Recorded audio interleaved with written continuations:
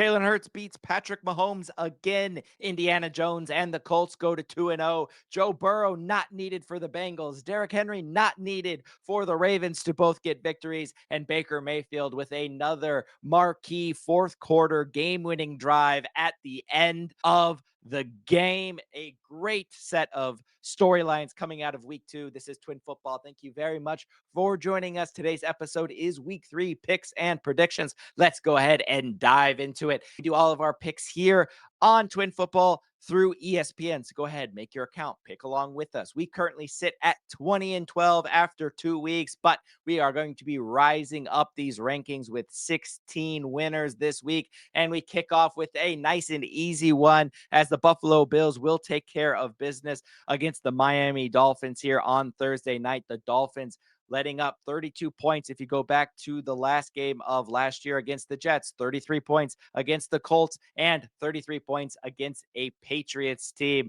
that had issues last week and still put up points.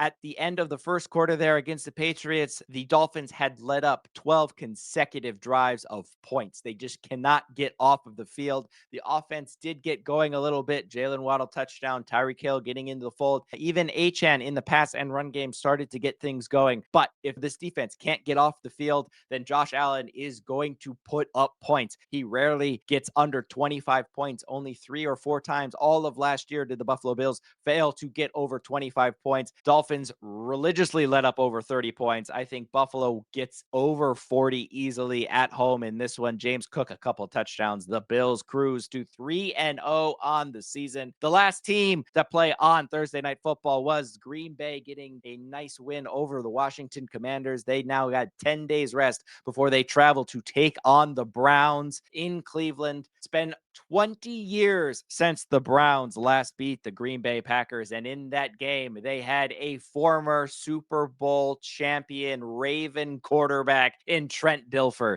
In this game, they have a former Raven Super Bowl quarterback starting in Joe Flacco. So is this finally the time that they beat the Green Bay Packers after losing 5 straight? No, it is not. Micah Parsons and that Green Bay defense is going to wreak havoc on a Joe Flacco-led offense for as long as he is in the game. Only 26 points for Joe Flacco in his 21 drives at quarterback for the Cleveland Browns. That is just not good enough if you want to win football games, let alone beat a team as good as the Green Bay Packers. Green Bay, their offense is clicking as well. So I think they might not get a lot in the run game in this one, but they will have enough to beat the Browns. Indiana Jones, Daniel Jones putting up early MVP numbers here. Hopefully the Colts are going to be more of a sustained team throughout the season and not pull a 2024 New Orleans Saints with Alvin Kamara going off. Derek Carr maybe putting himself in the early MVP votes only to fall off. They take on a Tennessee Titans team who they have made short work of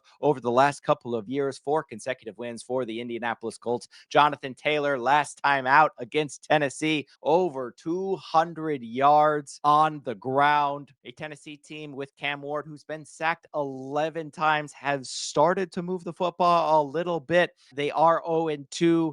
But you can see some signs of life from them. Again, this season isn't really anything besides, can Cam Ward get comfortable? Can he prove himself as an NFL quarterback? I think he starts to show a little bit more signs in this one. Despite Indianapolis being 2-0, they have let up some points here. Bo Nix had a great game and arguably should have left with the victory if they didn't get that, roughing the center or the long snapper, whatever you want to call it, on the final play of the game to give Indianapolis another chance at a field goal to get to 2-0. So I do like Cam Ward here to get a little bit more comfortable in the passing game, push the ball downfield, get some points, especially at home. But I like Jonathan Taylor and the Colts to move to 3-0 on the season. Didn't know we would say that. The Bengals defying odds. Not only are they 2-0 to start the season, but they are 2-0 after playing a Jacksonville team that ran all over them. Their quarterback gets turf toe injuries, going to be out for 3 months. Their backup quarterback comes in and throws 3 interceptions, and they still find a way to win the football game. A team that's notoriously terrible at starting the season. They win their first 2 games. They now travel to a Minnesota team who will be without JJ McCarthy after he goes down. But JJ McCarthy, like Cam Ward, sacked a lot because of the fact that they hold on to the football.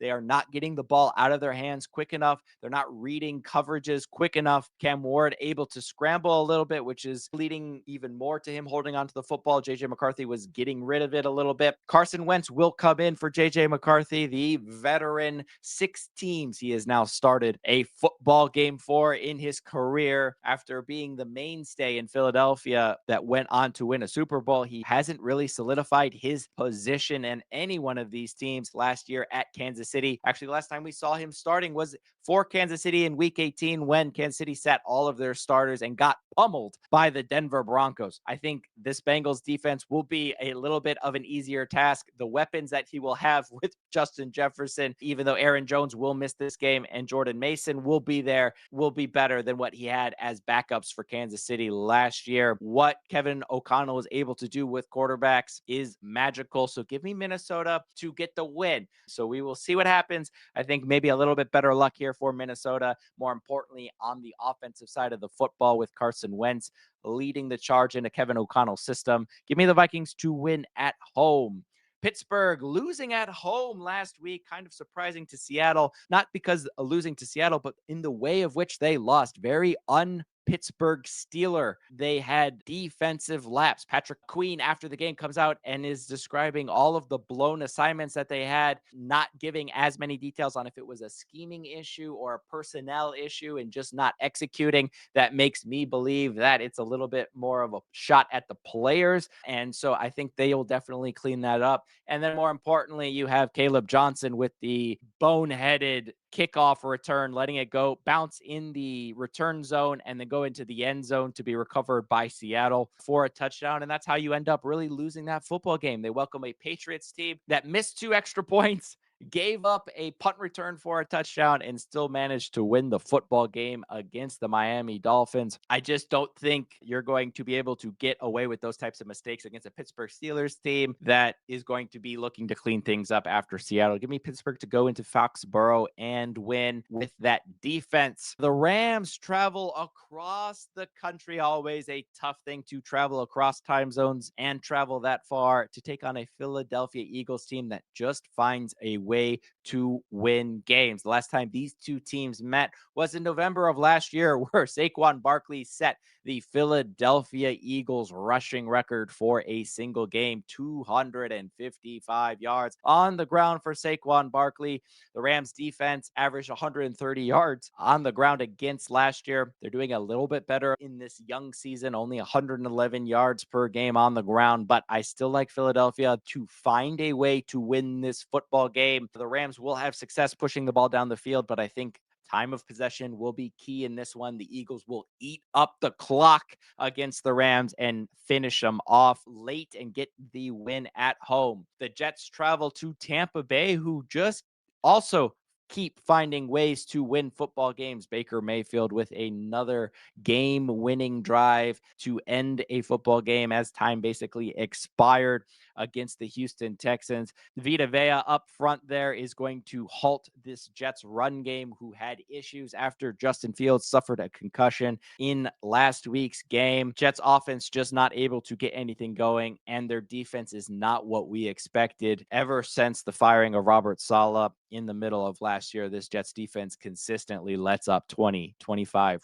30 points a game. I don't think it's going to get much better, especially against a Buccaneers team that is going to make it hard for the Jets to move the football. They're going to get a lot of possessions here. Give me Tampa Bay at home to move to 3-0, even though on a short week. The Raiders, also on a short week, will take on most likely a Jaden Daniel-less Washington Commanders, as he is dealing with a knee issue. Even though he has 10 days to rest, he won't be in practice till at least Friday, which is not a good sign. A young franchise quarterback, you're really not going to risk it. They do sit at 1-1 on the season. So kind of where you expected, but for a team with high expectations, falling to 1-2 would put you a little bit behind the eight ball. But I do expect Mariota to get the start here for Washington, and they take on a Raiders team that fits perfectly to beat this Commanders team. What did Washington fail to do against Green Bay? Cover Kraft, 124 yards for the tight end of the Green Bay Packers. What has Washington failed to do for Jaden Daniels so far this early season?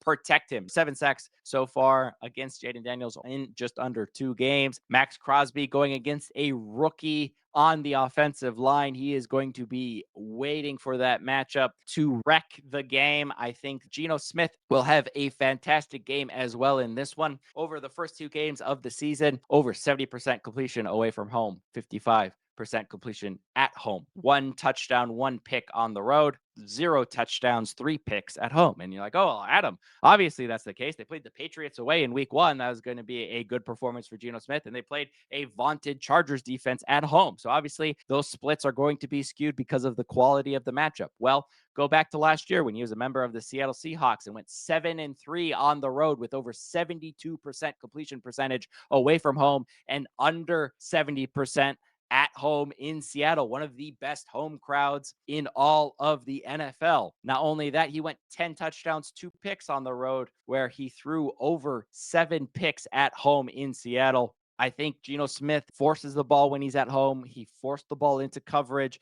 in a tight game against the Chargers. He really didn't need to do that. If he would have just picked up some points in the kicking game and not forced the ball down the field and not throw 3 interceptions, they would have had a chance to really win this late. He just kept turning the ball over, a couple picks down the field in the red zone as well. He doesn't do that on the road. He's more careful. And I think that's what leads to the Raiders getting a victory. Ashton Genty not going to be a centerpiece again, but I think the Raiders will get a win on the road. The Falcons looking to keep pace now with a Tampa team that we think are going to go 3-0. And I think they do just that by beating up on a Carolina Panthers team that, with Bryce Young as the known starter, just cannot perform well on the offensive side of the football. Both of their first 2 games, really all of their points coming in garbage time. They had no business getting back into that game against the Arizona Cardinals last week. They needed an interception, a couple of injuries in the secondary for the Cardinals, a onside kick recovery to even make it a little bit close there at the end. I don't see that offense getting anywhere close to this Falcons offense. Give me Bijan and the Falcons to go to 2-1. The Houston Texans lead the league, which you could say about so many stats going into this. Was it going to be passing? Was it going to be receiving yards? Was it going to be a Nico Collins, top of the NFL, maybe a triple crown winner this year if he could stay healthy? Is it sacks with Will Anderson and that defensive line? Is it the secondary getting the most interceptions? All of these could have been possibilities with the quality of players that the Houston Texans have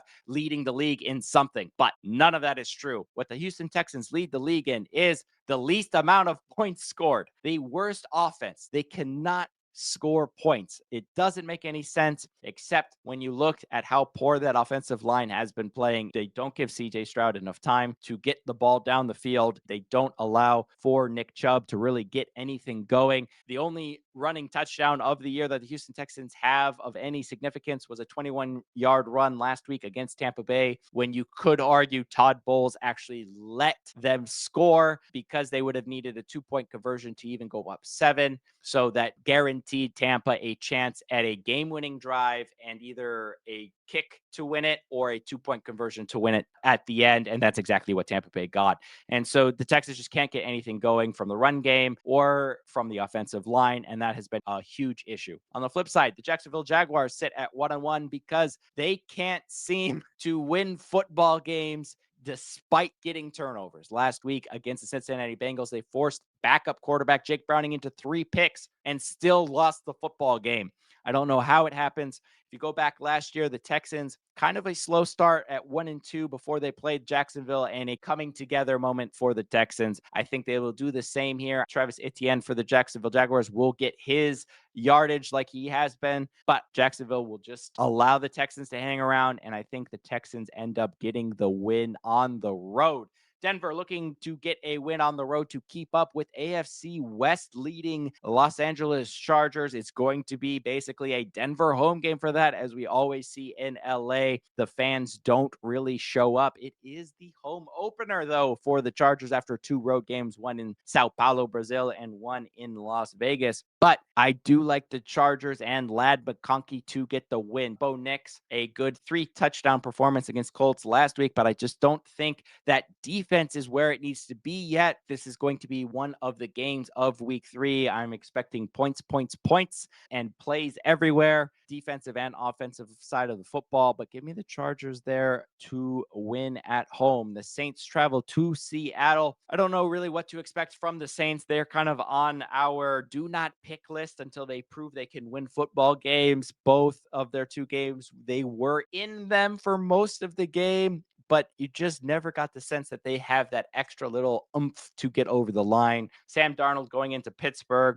and yes, they got some good plays in terms of that kickoff return, but Sam Darnold did play pretty well against a good Steelers defense. I think he will play better at home over the Saints and improve to 2-1 on the season. The Cowboys travel to a Bears team that lead the league in points against. Obviously, they let up 52 against the Detroit Lions last week in a very revenge-filled game. We saw what Aaron Rodgers was able to do in a revenge-filled game when he went to the Jets, and then kind of struggled against the Seattle team. So those revenge games might, give you a little bit extra, but to allow 52 points to the Detroit Lions, who really struggled in week 1, was a disaster for Bears fans. And now they welcome in one of the best pass-heavy offenses, Dak Prescott, doing what he knows best, which is throw the ball down the field and put up huge numbers. I think he will do that again. Give me the Cowboys to go into Chicago and get the win. The Cardinals travel to San Francisco, where they have won 2 in a row against the 49ers, and this is all about the injury report for me this week. Will Johnson and Max in the secondary for the Arizona Cardinals did not practice this week so far as we are recording this. Nick Bosa has been rested. Christian McCaffrey is rested. Juszczyk and Jennings are on the injury report, did not practice,